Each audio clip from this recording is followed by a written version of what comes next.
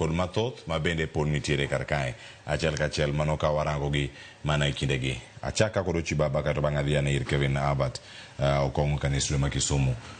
Gima jatend piny Kenya owacho kanyo ni if kapo ni ne wakosonu ng'wonwa uru kadipo ni gimoro kotimo makare ng'wonwa. Kanyo bende mede wach ma Ilachi owacho, alam mare mowacho mbui mar social media ketho piny, kendo wacho kaka jod bura kinde ochopo mar mondo mi gitim gimoro. To mae biro e kinde ma jod bura mal dai Marian Kitang utero bill mano mar Kika, the Kenya Information and Communication Act makoro sanity amendment 2025 mar mondo mi olos kaka edhi chike kaka itiyo kod mbui kod kaka itiyo kod kata kod apps mamoko mabodoro jo Kenya mondo mi ondikre manyien kata mondo mi uti kod ID margi mondo mi gichope kinde giduto gichal nade e kinde molosene ng'wono ni orwake.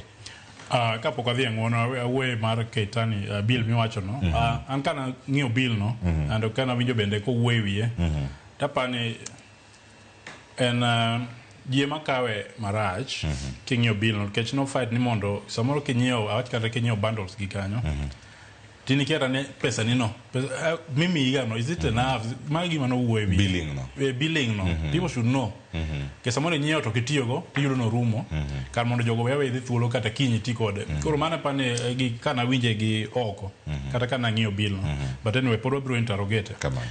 Alam manyoro manitimo ni national miluongo ni national prayer day ni anapano joluongo ni Nairobi prayer day because iyudo nyaka no chakre en mana Nairobi ka titere mana Safari Park gini kuma jok ma ok nyal chopo. National should be everyone.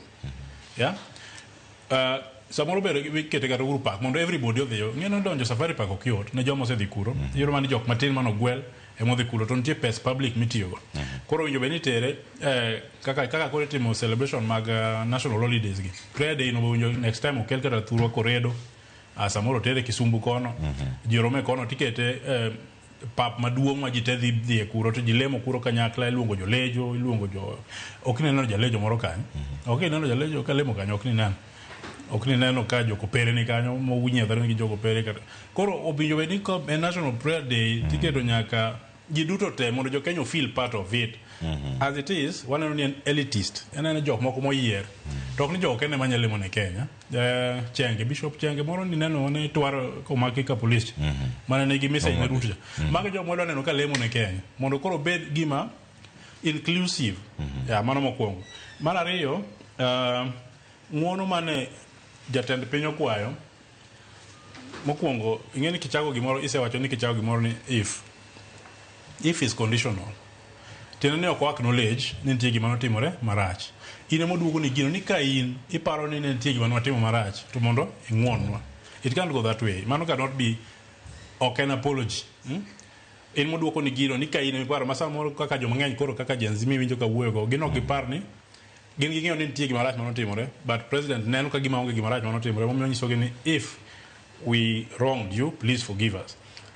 Apology winjo bed ni obedo something that comes from the bottom of your heart i acknowledge mokwongo ing'eni kiwacho ni if to ki acknowledge gima notimore joma nonegi jok manolal mamoko we pod lal nyaka sani koro nyaka acknowledge ni yawa jomoko nonegi wayie ni joma kama nonegi joma kama pod olal ng'wonwa uru watemo uchunguzi to wakwa ng'wono ne joma nonegi eka bedo maber but kiwacho ni if kiang'o mano koro mar jenzino kasto mar Tanzania ni takene ikwa ng'wono nang'o manotimore kech ka neno to apani jo Kenya emanotimne gima rach ka neno kaka ne jo Kenya sana Boniface Mwangi kata nya Uganda mo mana gi dhigo cha Agatha neno ka gine mano kosne gima actually owinjo bedni jogo jo Tanzania ge makwa ng'wono kisidhi neno clip madhi mbele kaka gi wuoyo wi jo Kenya bunge nyaka parliament makono ok apar ka wan monjo wakwa gi ng'wono gin monjo bedni gikwayo ng'wono koro gik madhi mbele mag conversation to ber ken ng'at mo yalo not dong neno ko yalo motegno be momiyo president owacho kama en ni ok oikore mar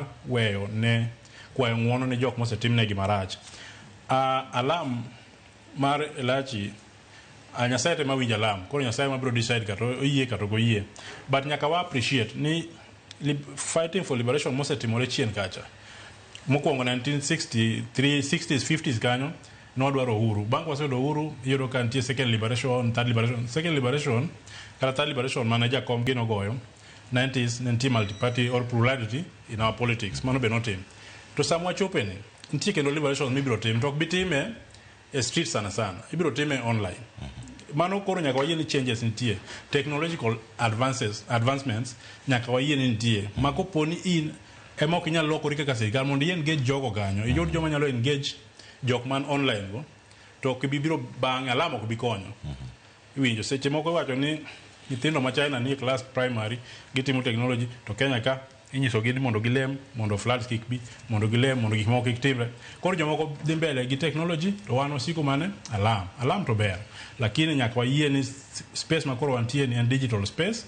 Nyithindwa biro express themselves oweto Gen Z, Gen Alpha, mane gima gibiro timo, gibiro dhi mbele gi internet. Koro alam moko mikwayo ni kia internet kik tigo marach en mane mondo wa regulate to gik ma gikwayo e internet kanyo gin genuine concerns.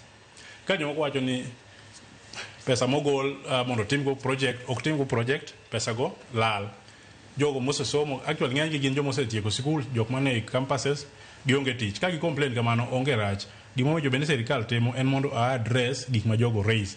Koro ka gibiro bedo gi kwe. But ka ok gitimo mano, tanyalo nyisi ni mbele ka koko wadhi obiro bedo marach zaidi. Aya, erokamano ahinya. Abiri Kevin